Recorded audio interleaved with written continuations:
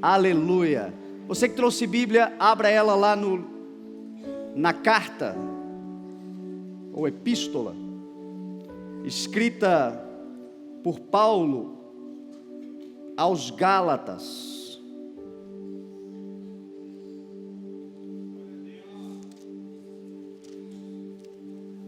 Está lá no Novo Testamento, Mateus, Marcos, Lucas, João, Atos, Romanos, 1 Coríntios, 2 Coríntios, e aí você chega na carta aos Gálatas, capítulo 1,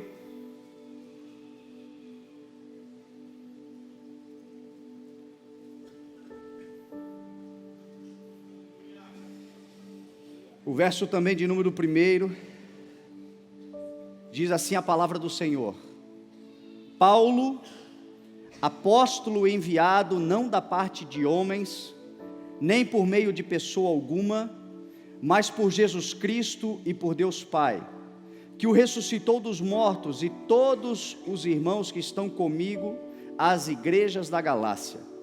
A vocês, graça e paz da parte de Deus, nosso Pai, e do Senhor Jesus Cristo, que se entregou a si mesmo por nossos pecados, a fim de nos resgatar desta presente era perversa, segundo a vontade de nosso Deus e Pai, a quem seja a glória para todos sempre. Amém. Você pode orar? Pai, nós queremos, Senhor, nos submeter debaixo da Tua palavra, da autoridade que há no Teu nome, Senhor. Senhor, nós queremos declarar que a Tua palavra para nós é a nossa lei, é a nossa verdade, é a verdade universal, Senhor, mas na nossa vida nós queremos praticar essa verdade. Senhor, que o Senhor tenha liberdade nos nossos corações de entrar, nos corrigir, nos exortar, nos repreender se for necessário, falando aquilo que nós necessitamos aprender, ouvir, para nos tornarmos semelhantes a Ti. Cremos, Senhor, no que está escrito, e a Tua palavra diz que o Senhor nos disciplina, nos orienta, nos dá direção mediante a Tua palavra para o nosso bem, para que também participemos da Tua santidade.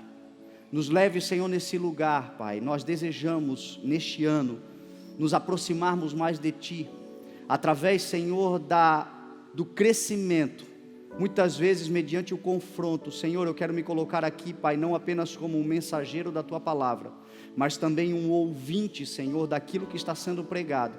Também, Senhor, como a Tua igreja, Pai, nós todos possamos chegar, alcançar esse lugar em Ti, ser trazido pelo Senhor a este lugar, Pai, onde o que mais importa é a intimidade, é o relacionamento, é a comunhão contigo, é ter, Senhor, do Senhor a revelação do Teu Espírito, é conhecer, Senhor, a Tua vontade, é saber, Pai, para onde o Senhor está nos guiando, ter, Deus, o discernimento daquilo que está acontecendo na nossa geração, ter, Senhor, o discernimento dos Teus propósitos, da Tua profecia, tudo isso mediante a Tua palavra. Então, Pai, que os nossos corações estejam abertos, que nada nem ninguém seja capaz de atrapalhar o fluir do Teu Espírito, que esta boa semente, Senhor, não fique pela beira do caminho, que esta boa semente não seja, Senhor, sufocada por espinhos, que esta boa semente não seja, Senhor, uma plantação numa terra sem profundidade, mas que ela encontre um lugar no coração, onde ela possa germinar e frutificar a 30, 60 e até 100 vezes mais, para a glória do Teu nome, Senhor, em nome de Jesus, amém, graças a Deus, aleluia. Eu quero começar essa palavra fazendo um pedido à igreja, acerca da nossa comunhão, do nosso relacionamento, e da importância que há em estarmos cada vez mais próximos da palavra de Deus, da audiência da palavra. Este ano é um ano que nós estamos clamando por isso. No domingo passado falei sobre a importância de nós que temos a consciência de que estamos cercados por uma grande nuvem de testemunhas, nos livrarmos de tudo aquilo que nos atrapalha, do pecado que nos envolve e corrermos com perseverança a corrida que nos é proposta, tendo os olhos fitos em Jesus Cristo, o autor e consumador da nossa fé, Ele que pela alegria que lhe foi proposta, diz Hebreus capítulo 12, desprezou a cruz, suportou a vergonha e assentou-se à direita do trono de Deus. A Bíblia fala que eu e você também nos assentaremos lá. Jesus falou: aquele que vencer e fizer a minha vontade até o fim, lhe darei o direito de se assentar comigo em meu trono, assim como eu venci e me assentei no trono do meu Pai que está nos céus. Olha que coisa maravilhosa. E isso acontece mediante comunhão. A marca da igreja primitiva, o nosso modelo de igreja é a comunhão, foi a comunhão. A Bíblia diz que eles perseveravam na doutrina dos apóstolos. O que é isso? Perseveravam em sentar para ouvir o que a palavra de Deus tinha para eles. Perseveravam na comunhão, no partir do pão e nas orações. O texto sagrado diz que eles sempre se reuniam no pátio do templo, em todo o tempo, era um hábito daquela igreja, sempre que havia uma oportunidade, um tempo disponível, eles gastavam este tempo, não desperdiçando, mas investindo na comunhão, no relacionamento uns com os outros e no ensino da palavra de Deus. Que este ano seja um ano onde a gente invista nisso, porque o Senhor vai nos levar a um lugar especial. O Senhor está nos chamando para este lugar especial. Como é que a gente pode fazer isso? Participando mais ativamente de tudo aquilo que a igreja promove com o intuito de trazer ensino e doutrina, conhecimento para aqueles que fazem parte dela. Nós temos, por exemplo, durante a semana, o nosso culto de quarta-feira. Eu quero te convidar a fazer parte, a participar. Nós estamos vivendo uma vida muito corrida, muitos afazeres, muitos planos, projetos, enfim, muitos compromissos, mas ainda estamos no início de ano onde a gente está preparando a nossa agenda. Se você puder, prepare a tua agenda para estar conosco nos cultos de quarta-feira. Eu digo isso porque o Senhor está fazendo coisas especiais, maravilhosas nos dias desses cultos. Esses cultos da semana, o mesmo Deus que está nos domingos, está na quarta-feira. Esses cultos da semana, o Senhor tem se movido de uma maneira especial. E principalmente, porque este ano o Senhor está me dando uma estratégia de não acelerar, no sentido da pregação do Evangelho, de dissecar. Nós vamos crescer no conhecimento da palavra nesse ano. Você está preparado para crescer no conhecimento da palavra? Você deseja esse crescimento? Jesus, certa vez em Mateus 22, ele falou para alguns mestres que vieram lhe fazer uma pergunta sobre, no reino de Deus, como seria aqueles que eram casados, se casariam, se não casariam. Jesus falou assim para os mestres, Jesus falou: errais, porque não conheceis as Escrituras e nem o poder de Deus. O meu povo perece por falta de conhecimento. Sabe por que a gente erra? Por falta de conhecimento das Escrituras do Senhor. E a Bíblia, Jesus falou: vocês não conhecem nem as Escrituras, nem o poder, por isso vocês erram. O poder é algo que vem depois do conhecimento das Escrituras. Então nós estamos buscando poder, nós estamos buscando poder. Jesus falou: do alto vocês receberão poder, e serão minhas testemunhas por toda a Judeia, Jerusalém, Samaria, até os confins da terra. Não é isso que diz a palavra do Senhor? Vocês serão minhas testemunhas do que? Daquilo que conhecem. O Espírito de Deus nos faz lembrar de tudo que foi dito. Aqueles apóstolos ficaram andando com Jesus por 3 anos e meio, fazendo o que? Tendo uma aula particular, intensiva, com o mestre dos mestres. E quando eles estavam prontos, ele disse: eu sopro sobre vocês, sejam cheios do Espírito Santo de Deus. E a Bíblia diz que o Espírito veio com poder, veio com intensidade. Foi uma loucura o que aconteceu, mas alguém precisou se levantar e explicar o que estava acontecendo. Pedro só foi capaz de fazer isso porque ele conhecia as Escrituras, e por isso o poder de Deus se manifestou. Conheça as Escrituras e o poder de Deus vai se manifestar na sua vida. Tenha o conhecimento, invista nesse ano no conhecimento da palavra. Invista nesse ano em tudo o que a igreja promover com o intuito de trazer crescimento, os cursos que a gente promove, a teologia que nós temos, as reuniões que a gente tem específicas para jovens, para casados, enfim, são lugares específicos, mas sobretudo sujeitos à palavra de Deus. Tudo que a gente faz, o nosso intuito é crescimento. Vocês erram porque não conhecem as Escrituras. Tem muita coisa, meu irmão, que está a um passo de dar certo na tua vida. Basta ter a chave correta, basta ter o conhecimento adequado, e tudo isso está na palavra, tudo isso está na mensagem do Evangelho. Então esse ano, o Senhor está me dando uma estratégia de pregar em série, como eu falei para você, de não ficar com pressa. Vocês sabem que eu tenho dificuldade com o horário. Estou aqui falando com vocês já há 15 minutos quase, e nem entrei na mensagem ainda. Mas às vezes quando Deus dá uma palavra, a gente quer entregar tudo de uma vez, e nós precisamos dissecar a palavra. Então, esse texto, por exemplo, essa palavra que eu vou pregar para você, eu não vou pregar especificamente sobre o texto que nós lemos, mas sobre a carta inteira de Paulo aos Gálatas. Uma carta que tem 6 capítulos. Inclusive eu quero te fazer mais um pedido: leia a carta aos Gálatas. Leia a carta de Paulo aos Gálatas. Você vai aprender muito sobre a vida com Cristo, os direitos, aquilo que o Senhor Jesus conquistou para você na cruz do Calvário. A carta de Paulo aos Gálatas é uma carta fenomenal, e nós vamos falar hoje sobre os primeiros 3 capítulos, sem pressa. Se terminar mais cedo, glória a Deus. Se chegar no horário, eu vou terminar. E na quarta-feira eu vou pregar sobre o capítulo 4, o capítulo 5 e o capítulo 6. Então, se chegar no final do culto, você ficar com aquela sensação, parece que está faltando alguma coisa, é porque a gente não leu a carta inteira. Venha, porque eu tenho certeza que o Senhor vai fazer algo poderoso na sua vida.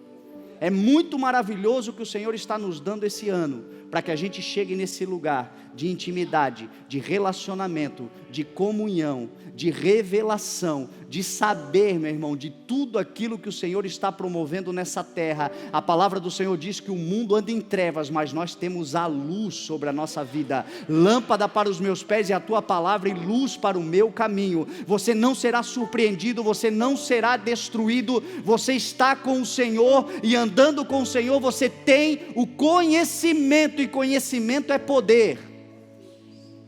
Conhecimento é poder.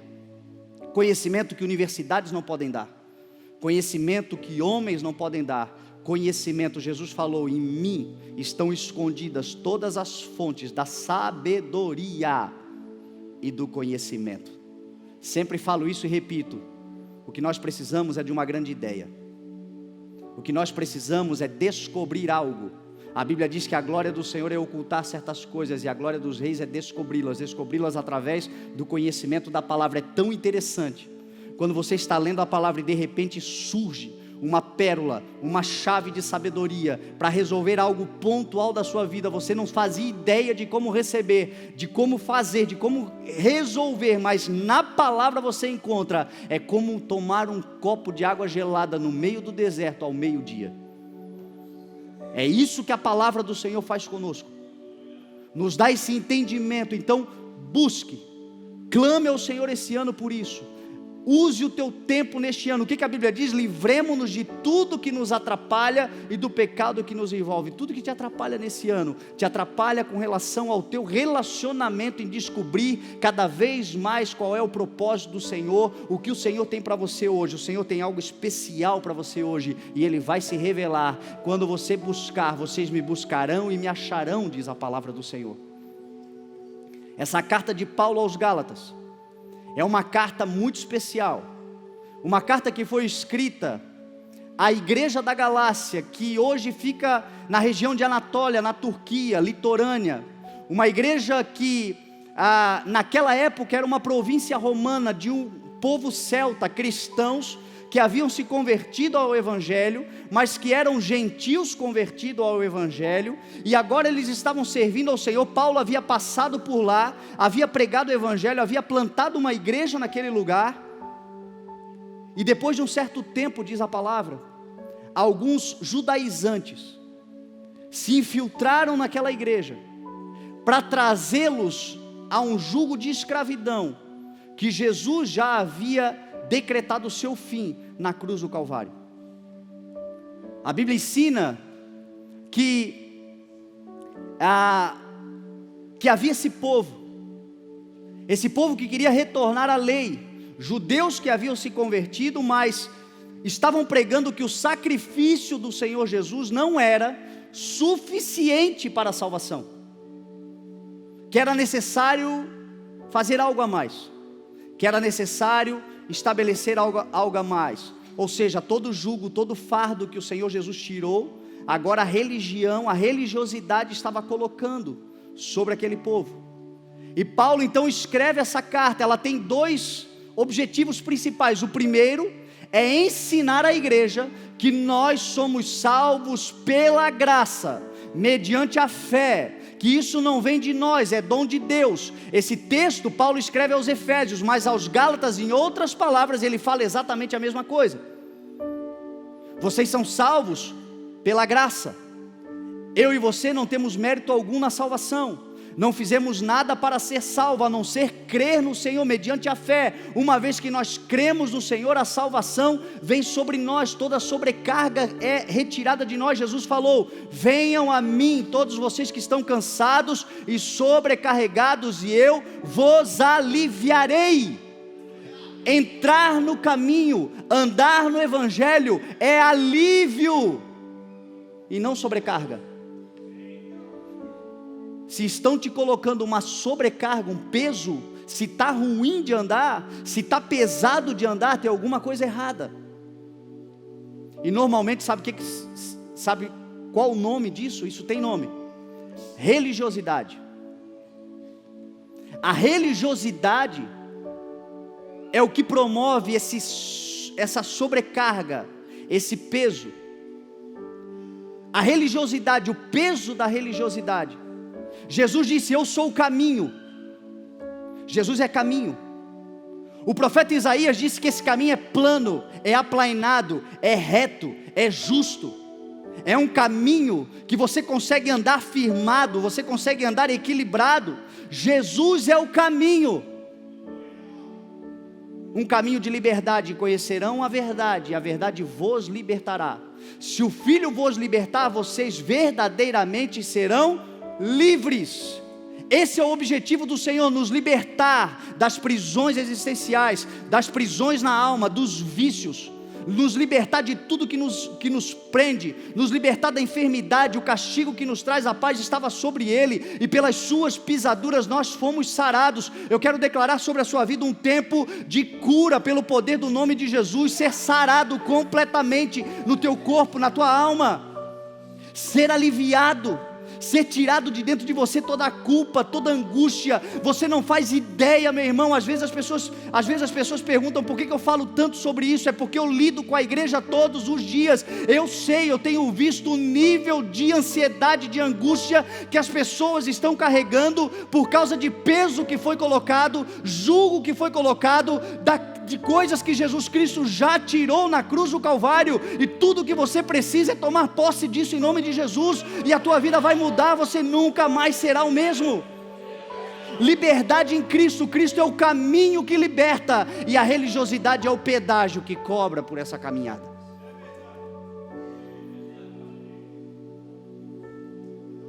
Você pode andar no caminho, mas tem aqui uma indulgência para fazer. Tem uma campanha para você fazer, aí pode ser que você será liberto. Tem uma corrente para você fazer, e no final você está todo acorrentado. Estabelecem regras de homens, doutrinas de homens. Meu irmão, a palavra do Senhor diz que quando você se entrega, quando você crê, instantaneamente você é liberto de todo o mal, de toda a opressão, de toda a angústia. Basta uma vez você declarar.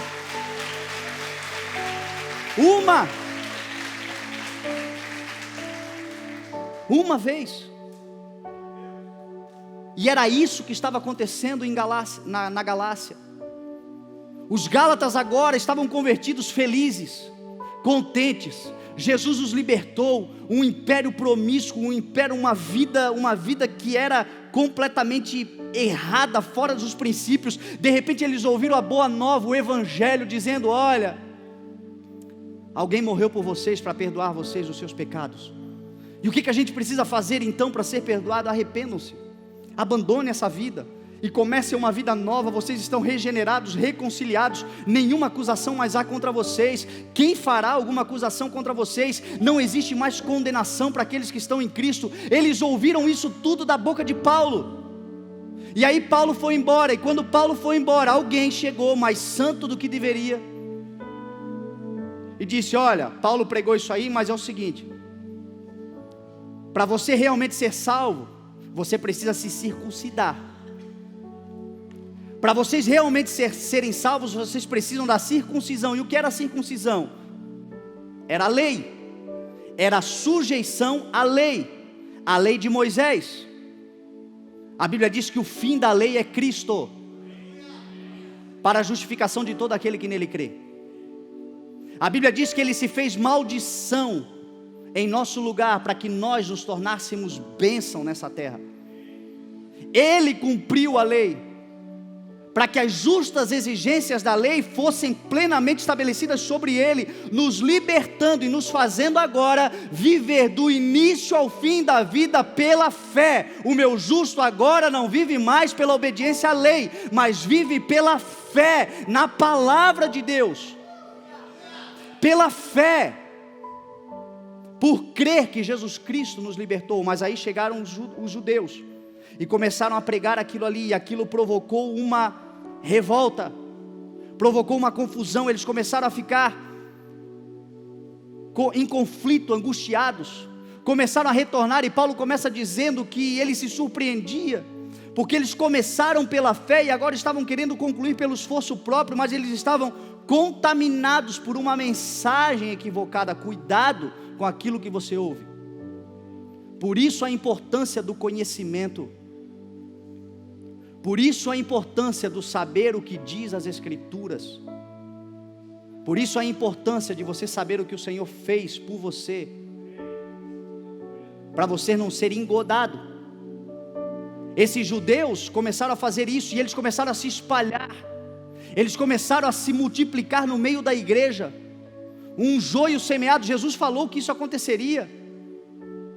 Vem o homem e planta a sua semente, o trigo, e ele vai dormir, e ele não sabe como, o maligno vem e planta junto o joio. É impossível impedir a plantação do joio. O joio sempre será plantado em nosso meio, mas o Senhor nos dá discernimento para identificar o que é joio e o que é trigo. O Senhor quer te dar isso. E agora esse povo estava em conflito, estava angustiado, talvez alguns já se desviando, talvez alguns já achando que estava complicado demais. E aí Paulo escreve essa carta para fortalecer o entendimento no coração deles de que o Evangelho, o reino de Deus, a salvação, você entra pela graça do Senhor, mediante a fé. Não vem de nós, é dom, é presente, é um regalo do Senhor. É assim que funciona. Basta você abrir o seu coração hoje. E essa carta foi a primeira carta que Paulo escreveu. Os estudiosos são unânimes em dizer que foi a primeira carta que ele escreveu. Foi a carta de Gálatas. E ela provavelmente foi escrita ali pelo ano 49, 50, desta era que nós estamos vivendo. Porque ela tem o mesmo teor, a mesma carga de mensagem do concílio de Jerusalém, que aconteceu também nessa época. Atos capítulo 15, você vai ver o concílio de Jerusalém. O que foi o concílio de Jerusalém? Foi uma reunião dos apóstolos, dos pais da igreja, daqueles que andaram com Cristo, daqueles que estavam lá no Pentecostes, daqueles que estavam pregando o Evangelho. Agora note, já 40 anos depois, porque haviam uns judeus que haviam se convertido, que lá em Antioquia, já não mais na Galácia, mas em Antioquia agora, onde Paulo e Barnabé estavam, chegaram na cidade de Antioquia e disseram: olha, para vocês serem salvos é necessário que vocês obedeçam à lei de Moisés. Aquilo provocou uma confusão. Paulo pulou com aquele sangue no olho para defender o evangelho. O conflito foi tão grande que Paulo teve que sair de Antioquia e foi até Jerusalém. E em Jerusalém, ele contando o que aconteceu, os apóstolos se reuniram para decidir o que fazer. Para você ver o nível que estavam as coisas, tiveram que fazer uma reunião porque já estava espalhado. Talvez você diga: o que tem a ver isso com os dias de hoje? Será que você não vê esse sincretismo religioso dentro da igreja hoje? Será que a gente não percebe hoje isso de uma maneira forte dentro da igreja, espalhado, que é necessário nós pararmos para tratar sobre o assunto, para que toda a angústia saia de dentro do coração da igreja? Nós percebemos isso muitas vezes, meu irmão. As pessoas estão sujeitas, sugestionadas, aprisionadas em sistemas de homens que determinam: olha, não basta o que Jesus Cristo fez, você precisa seguir a cartilha da doutrina da igreja. Você precisa seguir aqui a nossa cartilha. Você, para ser salvo, não basta você crer em Cristo, você tem que ser um dos nossos. E quando eles dizem um dos nossos, não é como corpo místico, igreja do Senhor, mas é da nossa denominação. Em todas as denominações tem disso, você sabia disso? Tem gente lá nos adventistas que acreditam que para ser salvo tem que ser adventista. Tem gente nas testemunhas de Jeová que para ser salvo acreditam que tem que ser testemunha de Jeová. Tem presbiteriano que tem que ser presbiteriano. Tem assembleano que acha que tem que ser assembleano. Espero que não tenha ceiano aqui dentro pregando esse tipo de mensagem. Porque o que nos salva é Jesus Cristo, meu irmão. Se você ouvir esse tipo de mensagem aqui dentro, colocando a placa do CI acima do nome de Jesus, repreenda. Você tem autoridade para repreender, porque o único que nos salva é Jesus Cristo. Placa denominacional não salva ninguém, é Jesus. Jesus é suficiente. A placa é um sistema jurídico que tem que estar estabelecido para se sujeitar às leis da nação. É necessário para identificar a diferentes dons, ministérios, formas de atuar, mas o Espírito é o mesmo que efetua tudo em todos. O Espírito Santo está sim trabalhando no coração daqueles crentes que estão com o coração aberto, querendo aprender com humildade, com simplicidade, em todas as denominações, que Jesus Cristo é o Senhor, meu irmão. Mas não é a denominação que vai salvar, não é a cartilha da igreja que vai salvar, não é a doutrina dos homens que vai salvar, é a fé que vai salvar. O céu será um susto, eu não tenho dúvida que será um susto, a começar por nós. Cheguei, rapaz, achei que não ia dar, meio chamuscado, um cheiro meio de queimado, mas chegamos. Depois a gente vai olhar assim: e tu, não acredito que tu está aqui. Não, eu não imaginava que tu ia. Não, eu pensava qualquer um, menos tu. Talvez aqueles que chegaram logo depois do ladrão da cruz também disseram a mesma coisa para ele. Nós querendo um céu perfeito e o Senhor inaugura com um ladrão. E aquele santo, aquele que andava com a doutrina, que pregava o legalismo, cadê? Não veio?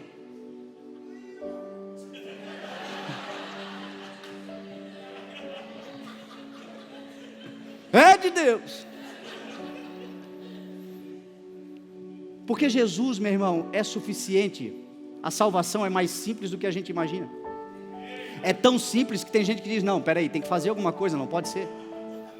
Nós viemos da meritocracia. No mundo é da meritocracia. No mundo você alcança méritos, você recebe por méritos. Então gera um conflito. É tão fácil ser salvo que o camarada diz: não, eu preciso dar uma sofridinha, eu preciso dar. A Bíblia diz que Ele já levou as aflições, Ele já sofreu por nós. Hoje o que nós precisamos é crer que Ele existe, crer que Ele ressuscitou, crer que Ele voltará. E uma vez que cremos, falamos, declaramos, proclamamos, evangelizamos. Isto é tudo que eu e você precisamos fazer. Porque você fala, não precisa nem forçar a barra, você fala daquilo que você acredita. Todo mundo fala daquilo que acredita. A gente senta, pode ser uma loucura, mas se eu acreditei, eu vou falar sobre aquilo. E aquilo sendo verdade em mim, as pessoas vão sentar para ouvir, pode até dizer, ó, enlouqueceu, interdita. Mas se você crê, você fala sobre isso. E Paulo disse, o evangelho é uma loucura, a loucura da pregação. Loucura para aqueles que estão se perdendo, mas poder para aqueles que por meio do evangelho estão sendo salvos. Não me envergonho do evangelho, Paulo disse. Porque o evangelho do Senhor é o poder. É o poder para a salvação de todo aquele que no Senhor Jesus Cristo crer. Jesus falou, aquele que crer e for batizado será salvo. Paulo disse a um carcereiro, creia no Senhor Jesus e será salvo tu e os da tua casa. Pedro, quando pregava, dizia, creiam e sejam batizados. Creiam e sejam regenerados. Basta crer. Foi isso que aconteceu. Porém a graça, ela traz responsabilidades. A graça não é um cheque em branco.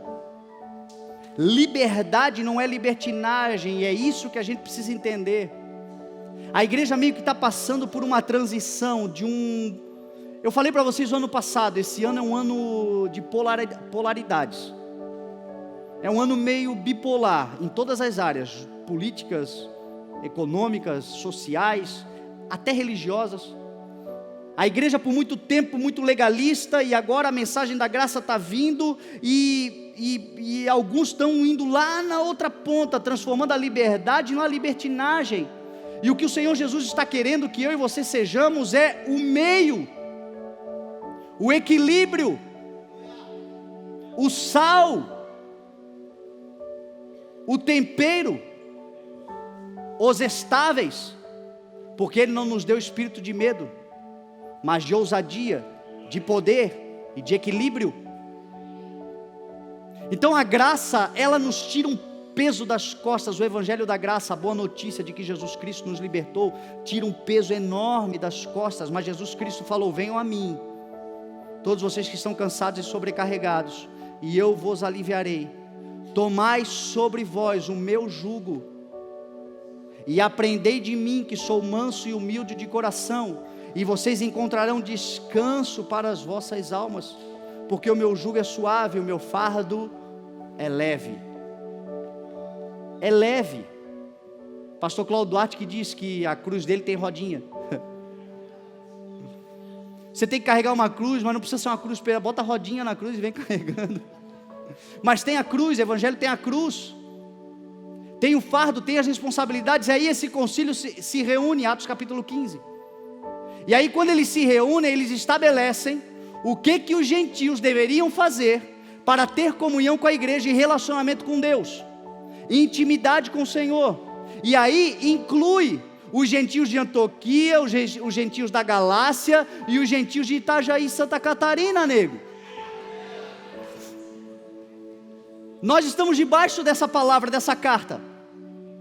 E quando eles escreveram a carta, eles disseram, convém pelo Espírito Santo, o Espírito Santo achou conveniente em nós, os apóstolos, não colocar sobre vocês nada além, nenhuma sobrecarga, nenhum jugo além das exigências necessárias para vocês terem um relacionamento com Deus. Fala para o teu irmão, existe algumas exigências. É difícil falar exigências, né?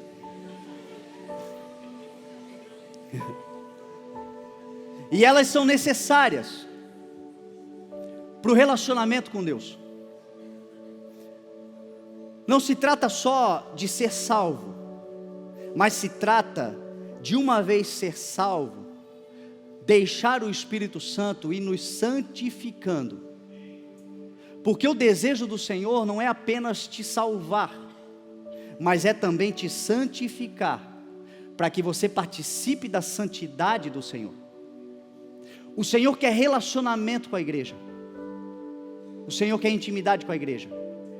E isso acontece através de compromisso. Por isso que Jesus falou que a relação dele com a igreja é como um casamento, é uma aliança. E num casamento, quando há exigências demais, quando há mais do que o necessário, se torna uma coisa difícil. Quando a liberdade é leve, é saudável, é bom, é melhor andar em dois do que um sozinho, diz a palavra do Senhor. Mas mesmo na liberdade existem algumas exigências necessárias, que são básicas para o relacionamento, para o convívio harmônico do casal. A maioria das exigências que o Senhor faz conosco, para nós, se trata do bem comum. Quando você cai, alguém é prejudicado. Quando eu e você agimos fora do propósito, alguém está sendo prejudicado. Uma nação, ela cai porque não existe uma igreja temente ao Senhor. Porque se o meu povo, que se chama pelo meu nome, se humilhar e orar e buscar a minha face e se arrepender dos maus caminhos, dos céus eu ouvirei a sua oração, atenderei o seu pedido e sararei a sua terra, diz o Senhor. Você lembra de Abraão intercedendo por Sodoma? Abraão disse: Senhor, quando os anjos saíram para destruir Sodoma, se existir 50 justos lá, tu destruirás a cidade de Sodoma? Não. Se houver 50, não destruirei. Senhor, me perdoa a minha intromissão, mas se houver 45, destruirás? Não. 40, não. 30, não. 20, não. 10, Senhor, se houver apenas 10 justos em Sodoma, tu destruirás? Não, por amor aos 10 eu não destruirei. É porque não tinha mesmo. Mas nessa nação existe um povo justo, porque foi justificado pelo autor e consumador da nossa fé, o Senhor Jesus Cristo. Nele nós fomos justificados. Por isso essa nação, se a igreja se levantar para orar, o Senhor vai mudar a história do Brasil, meu irmão. Não será destruída. Não será destruída. Mas é necessário nós entendermos que existem responsabilidades. E aí o Senhor foi, e através do Espírito Santo os apóstolos disseram: não nos convém fazer nada além das exigências necessárias. Quais são elas? Que vocês não participem, não comam as comidas sacrificadas aos ídolos. Naquele tempo havia muitos cultos pagãos, e todos os cultos pagãos eram feitos à base de sacrifícios de comida, onde eles comiam, sacrificavam aos deuses, e depois participavam daquela comunhão. E Paulo está dizendo: não participem, não comam, vocês vão fazer bem se evitarem a comida sacrificada aos ídolos. E aí, meu irmão, talvez você pergunte para mim: tá, tudo bem, naquele tempo havia isso, mas e hoje? O que tem a ver conosco isso hoje? Semana passada, eu estava falando com um amigo meu que está num processo de conversão. Ele está conhecendo o Evangelho, muito gatinhando, e ele ainda está naquela fase de ouvir aqui, procurar lá. Ele está com sede, mas ele precisa dar de frente com Jesus, sabe como é que é? E aí, antes que isso aconteça, a gente sai experimentando aqui, lá e lá e lá.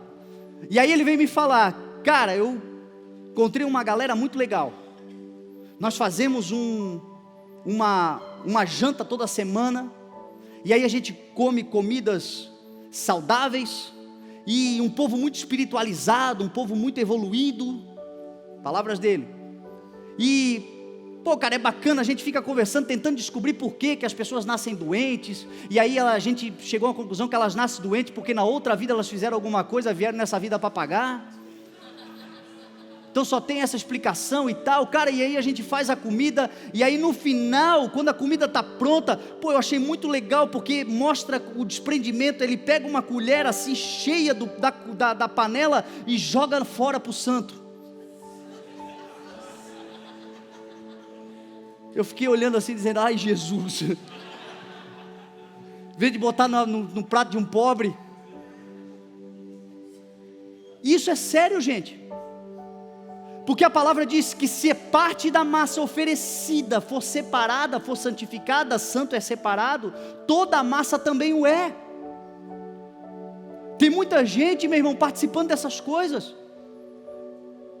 Vai lá naquela pessoa, eu vou te dar aqui um temperinho, você bota na comida dele e ele vai voltar para você. Dá essa aguinha aqui, essa água está batizada, dá para ela beber, dá para ele beber, que vai ficar tudo certo. E o pior é que às vezes isso está dentro da igreja. A água ungida, você paga 150 mil reais numa garrafa de 500 ml. Coisas que o Senhor não exigiu de nós. Tudo acontece pela fé, a Bíblia diz que sem fé é impossível. Jesus olhou para um pai com um filho doente e disse, se você crê, você pode, se você crê, você alcançará, tudo é possível aquele que crê. Você não precisa pagar, você não precisa fazer nada além disso.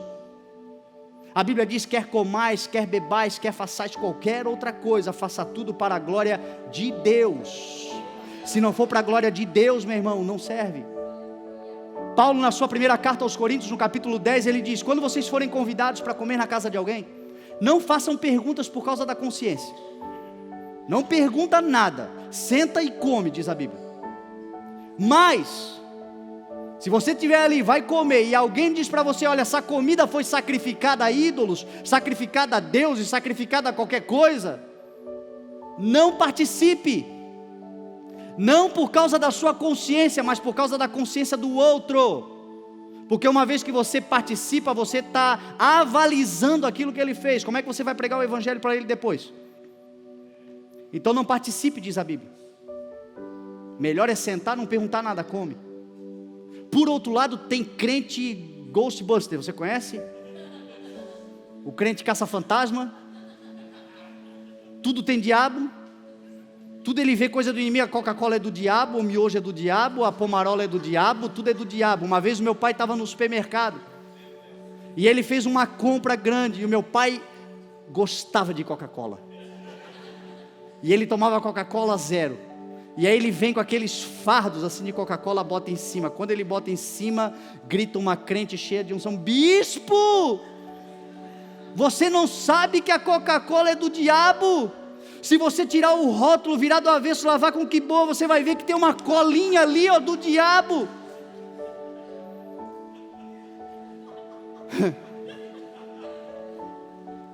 Sabe o que a Bíblia diz em 1 Coríntios 10? Coma de tudo que se vende no mercado, sem fazer perguntas, porque tudo que você receber com ação de graça santificado está. Então quando você for, para de procurar. Se você achar, você está em pecado. Se você não souber de nada, o Senhor não leva em consideração o tempo da ignorância. Porque pode ter sido consagrado a Satanás, pode até ter sido, mas quando você compra e consagra ao Senhor e participa com a tua família naquele lugar, o Senhor está, e tudo que você faz é para a glória do Senhor. É para a glória do Senhor.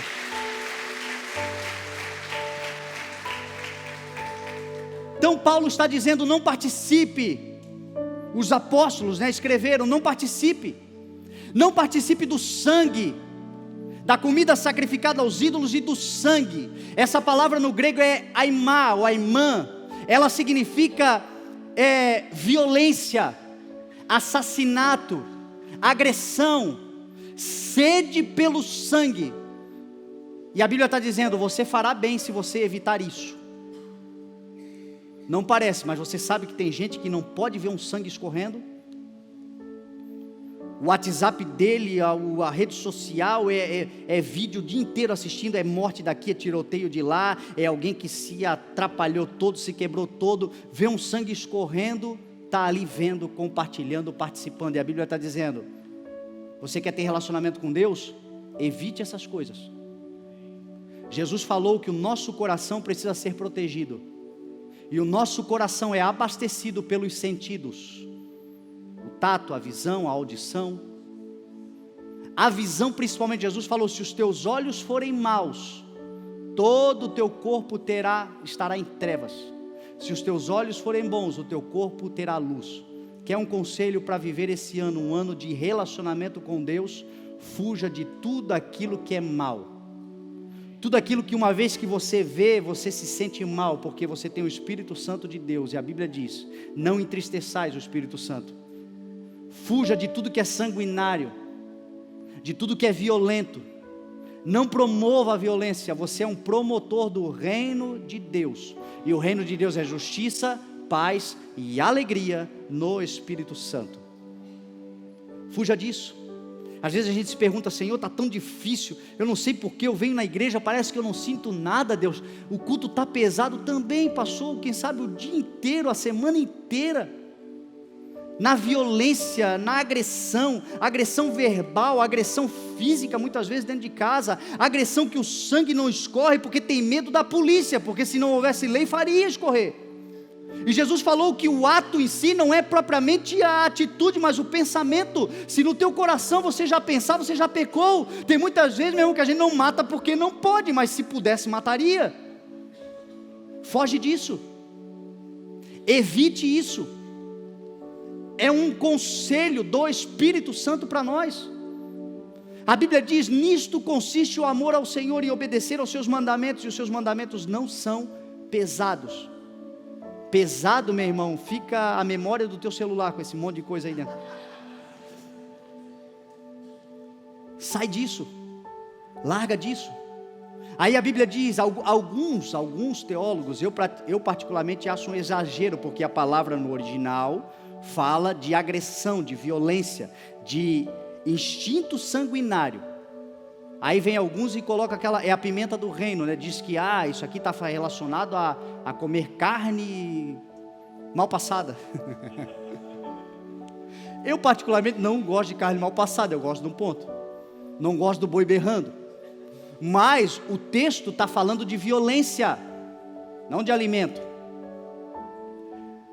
E aí ele diz, não comam a carne de animais sufocados, estrangulados, animais que morreram padecendo, atropelados, enfim, a Bíblia ensina a não fazer isso, porque uma vez que a gente vai comer carne, o animal, a vida do animal está no sangue, então deve haver esse derramar de sangue, quando a gente vai comer, é diferente, e, principalmente, talvez o pior problema que nós enfrentamos, na nossa era, desde Paulo, porque lá o Império Romano havia uma promiscuidade enorme, foi do Império Romano que veio o tal do Calígula, que era só um fruto do meio, aquele império inteiro era um império promíscuo, e Jesus falou que nos últimos dias, os tempos seriam semelhantes aos tempos de Sodoma, e qual era a grande marca?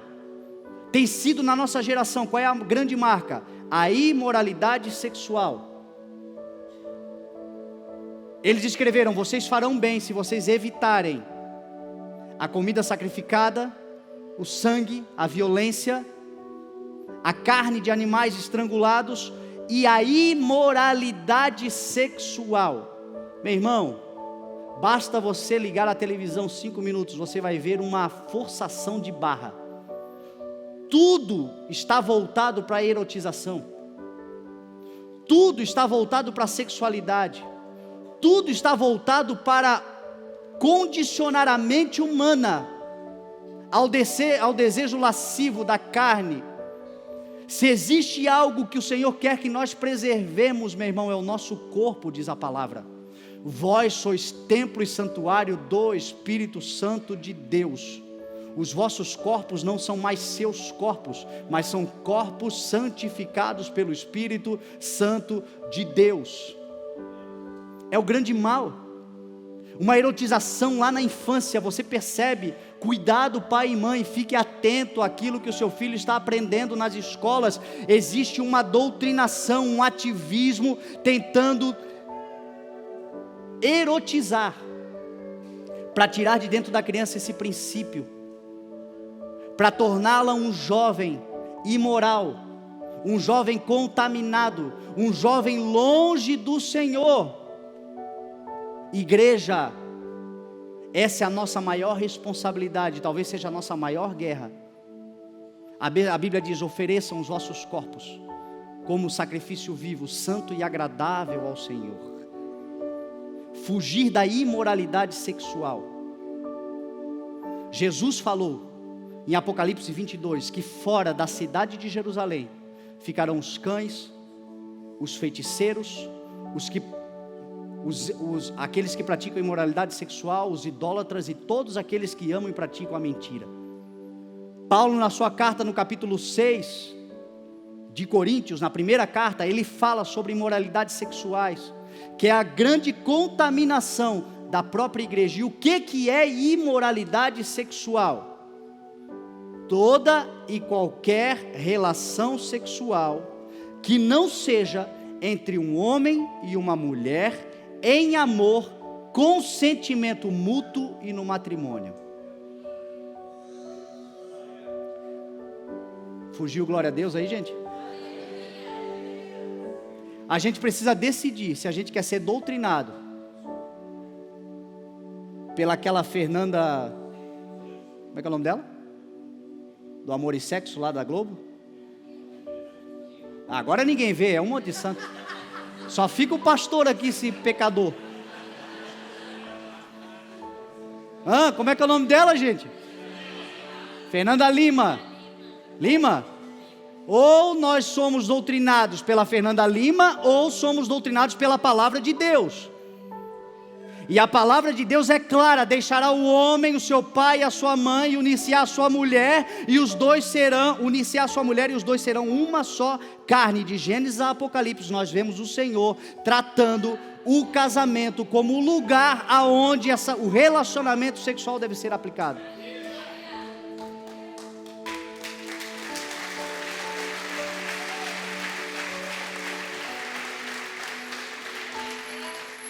Eu vou te confessar que quando eu aprendi isso eu fiquei chateado, porque a carne da gente, meu irmão, é da carne, é a nossa luta. O espírito milita contra a carne. Só que esse ano é um ano para você entrar em lugares que você nunca entrou, e para você entrar em lugares que você nunca entrou, nós vamos entrar evitando essas exigências necessárias. Perdoa você que está aí na... O que é imoralidade sexual? Toda e qualquer relação sexual que não seja entre um homem e uma mulher, em amor, com consentimento mútuo e no matrimônio. Mas eu tenho aquele sexo casual, me desestressa. Sem compromisso, depois ela não me liga, ele não me liga, que bacana, pode? A Bíblia está dizendo, é bom evitar. Mas eu sou de um grupo, sabe como é que é? Hoje os homens, casamento, a galera não tem mais aquela fidelidade.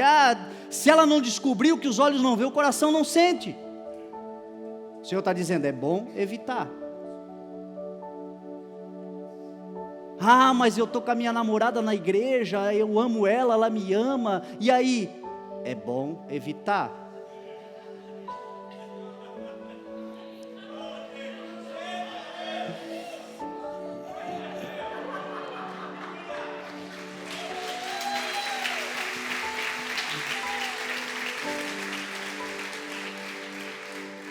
Eu estou te dando um conselho bíblico, é uma escolha, é um ensinamento da palavra. Nós queremos entrar nesses lugares. Quando eu me converti, eu e a Elisa já namorávamos há 2 anos e meio, um relacionamento de amor, um relacionamento de respeito, mas dentro do padrão mundano. E essa foi a primeira coisa que o Senhor pediu a mim. Você sabia disso? A Elisa não era convertida, e eu tive que sentar com ela e dizer, amor, assim, o homem tem que falar isso, cara. Eu fiquei com medo de ser chamado de qualquer outra coisa, menos de homem de Deus. E aí eu chamei ela e disse, amor, eu vou viver um chamado que o Senhor tem para mim, o Senhor escolheu, chegou o momento, e eu te amo, quero estar com você, ficar com você, ser feliz com você. Mas existem algumas coisas que o Senhor está pedindo para mim, e uma delas é a santificação do nosso relacionamento. Que a gente coloque o nosso relacionamento no altar do Senhor, ofereça esse nosso relacionamento ao Senhor, porque o Senhor vai nos abençoar por isso. Eu tenho certeza que o Senhor vai nos abençoar por isso. Ela olhou para mim, hoje ela diz, na época ele falou, eu pensei, vou tentar para ver, se ele enlouquecer, eu saio fora, pulo fora, se eu não... E aí ela fez isso, ela aceitou. Só que o homem é mais difícil que a mulher, né? O homem fala as coisas, mas o homem quando liga o fogão é a gás, não é igual a mulher que é a lenha, né? E aí eu falei com ela os primeiros 15, 20 dias, eu estava legal, eu estou em Deus, eu não preciso desse negócio, Daqui a pouco ela passou com a calça mais apertada e eu...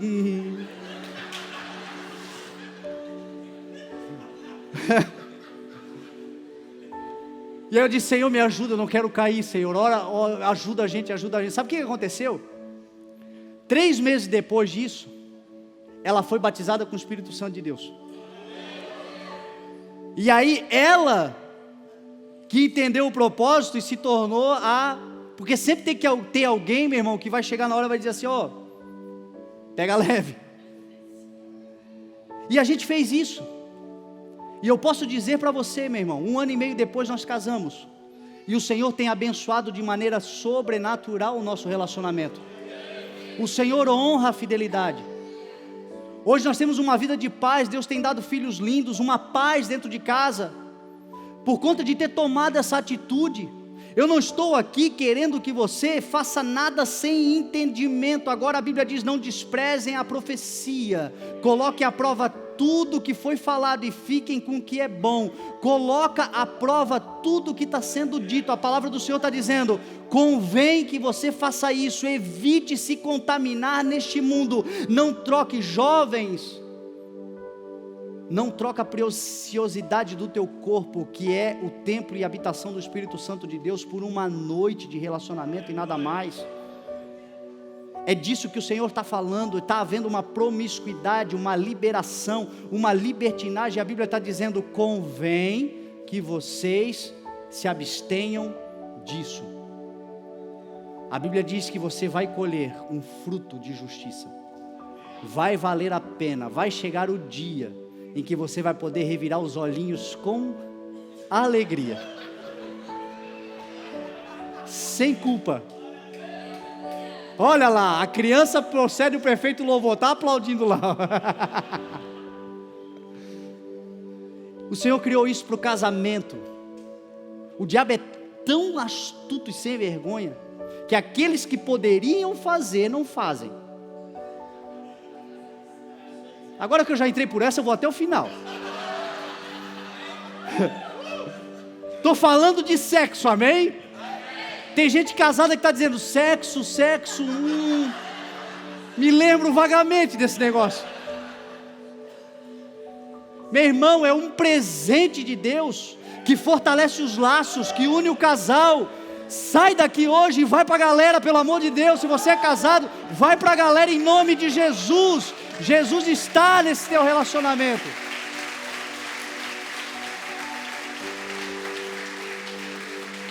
Amanhã você não vai começar o dia amaldiçoando, escrevendo doutrina, coisa. Você vai dizer, a alegria do Senhor é a minha força. Senhor é bom. Que isso seja, meu irmão, a nossa verdade. Nós precisamos escolher. O mundo está tentando doutrinar contra os princípios estabelecidos na palavra, mas a Bíblia diz que aquele que vive na fidelidade do Senhor será recompensado. Jesus falou isso. Vai valer a pena. Meu Deus, o horário está estourado, eu nem entrei em Gálatas. Coloca de pé em nome de Jesus. Ia pregar o capítulo 1, 2 e 3. Aí pregaria o 4, 5. Hoje de manhã eu preguei 1, 2 e 3. O povo de domingo de manhã que vai na quarta-feira vai ouvir de novo, mas não tem problema. É segurança. Amém? Você recebeu a palavra do Senhor hoje no teu coração, em nome de Jesus? Que seja uma vida, a sua vida, uma vida de adoração, de exaltação ao nome do Senhor. Que seja uma vida onde o poder de Deus se manifeste. Que esse ano seja um ano poderoso. Cada atitude que você toma em prol do teu da tua aproximação ao Senhor, você será recompensado. Você não serve a um Deus que está de costas para você. Você serve um Deus que, quando você toma a iniciativa no teu coração, quando você vem caminhando meio envergonhado, meio desconfiado, Ele te vendo, Ele já corre na tua direção e te abraça. Esse é o nosso Deus. O Senhor neste ano quer nos levar nos seus braços, quer nos levar ali, cheirando o cangote dEle, grudados com Ele. É um ano de relacionamento, é um ano de alegria, é um ano de comunhão, é um ano de intimidade com o Senhor. Livre-se de tudo que te atrapalhe, do pecado que te envolve, e corra com perseverança a corrida que está lhe sendo proposta. Hoje, mais uma vez, o Espírito de Deus está te propondo uma corrida livre de sobrepeso, livre de sobrecarga, livre de jugo pesado, uma corrida olhando para Jesus, andando com Jesus, uma corrida se sujeitando às exigências necessárias que o Evangelho promove, porém faremos bem se evitá-las. Experimentaremos a boa, perfeita e agradável vontade do Senhor. É o que diz a palavra. Não se deixem amoldar, transformem-se pela renovação da vossa mente, para que sejam capazes de experimentar e comprovar. A verdade é que muita gente, até mesmo que tem anos de Evangelho, precisa passar por uma transformação de mente, porque a doutrinação mundana está tão forte. De tudo que você ouviu aqui, meu irmão, no carro você já vai ser confrontado. No carro, você já vai ver oposição contra a palavra de Deus. Tudo nesse mundo tem tentado se levantar contra a palavra, mas a palavra do Senhor diz: maior é aquele que está conosco do que aquele que está no mundo. Eu quero te convidar a fazer uma oração. Você que chegou aqui nessa noite, e você que, ouvindo a palavra, talvez você chegou aqui sobrecarregado por muitas doutrinas e dogmas religiosos. Quem sabe o teu coração até se fechou, porque você começou andando em Cristo e de repente te sobrecarregaram de tanta coisa que você pensou até em desistir, ou vem porque já faz parte da tua realidade, já é o hábito, já está há tanto tempo na igreja que não conhece outra vida, mas não está usufruindo de tudo que Jesus quer te oferecer, por causa de sentimentos que foram plantados religiosos dentro de ti. Jesus é o caminho, e alguém colocou um pedágio para você pagar, e você está pagando um preço que você não precisa pagar, porque Jesus já pagou. Hoje o Senhor está aqui nesse lugar para derrubar essa casinha do pedágio e te deixar na liberdade, andando no Espírito. A liberdade sem libertinagem, a liberdade com responsabilidade, mas uma liberdade onde quem te convence, quem se relaciona contigo, quem diz no teu coração o que deve, o que não deve, o que pode, o que não pode, é o próprio Espírito Santo de Deus, não são homens, é a palavra do Senhor. Não existe nada melhor, meu irmão, ainda que a gente esteja a ponto de fazer algo que queremos muito, quando vem aquela voz doce e suave do Espírito Santo. Só o fato de ele dizer a nós: filho, evita esse negócio, nós já nos alegramos, porque mesmo uma exortação do Espírito Santo, quando é Ele que dá, é melhor do que qualquer outra coisa que a terra pode oferecer. Não existe nada melhor do que poder ouvir a voz do Espírito de Deus, e o Espírito do Senhor hoje está querendo se aproximar mais de você, ter um relacionamento mais íntimo com você. A tua responsabilidade é dizer: Senhor, eu quero, Senhor, eu creio. O texto sagrado diz: está escrito, criei, por isso falei. Debaixo desta mesma fé nós também cremos e por isso falamos. De tudo aquilo que você crer, é hora de você começar a proclamar, porque o Senhor que está com você fará acontecer, consolidar, solidificar tudo o que você realizar nessa terra. Você está com o Senhor, meu irmão, e você e o Senhor são maioria. Ainda que te chamam de careta, ainda que digam que você é retrógrado, é por isso que o mundo está do jeito que está, mas o Senhor não muda. O Senhor tem a fórmula do sucesso, da alegria, da paz, da justiça para o mundo, e a fórmula está em obedecer a sua palavra, evitar aquilo que nos convém evitar, por causa da palavra do Espírito de Deus em nós. Se o Senhor falou com você nessa noite, e você quer entregar o teu coração, quer entregar os teus caminhos, quer entregar a tua vida, a tua mente, quer entregar o teu ser, o teu caráter, quer se entregar ao Senhor, para viver esse tempo de maior relacionamento com o Senhor, talvez para ser sarado pelo Senhor, como eu disse, dores, traumas, amarguras, o Senhor hoje vai arrancar pelas raízes, em nome de Jesus. Essa noite foi marcada para isso, uma noite para Ele nos santificar, e vir com poder e glória sobre nós, para vivermos o que nunca vivemos, experimentarmos o que nunca experimentamos, entendermos que a palavra de Deus não é um livro histórico, é um livro vivo, é um livro que tudo que está escrito se torna vida em nós.